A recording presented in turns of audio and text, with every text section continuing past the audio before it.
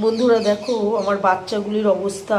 ওর মাকে লাইগ্রেশন করতে পাঠিয়েছি, ওর মা নেই, তো একটু কষ্টই হচ্ছে ওদেরকে। তো নিজেদের মধ্যে খেলাধুলা করে ভালো আছে। দেখো এই যে 4টে বাচ্চা, একটা বাচ্চা তো হারিয়ে গেছে বলেছি তোমাদেরকে। দেখো কত সুন্দর ফুটফুটে বাচ্চা। কি করে আমি এই 4টে বাচ্চাকে ট্যাকেল করব? খাঁচার মধ্যে এখন আর থাকতেই চাইছে না, সব সময় ছাড়া থাকতে চাইছে।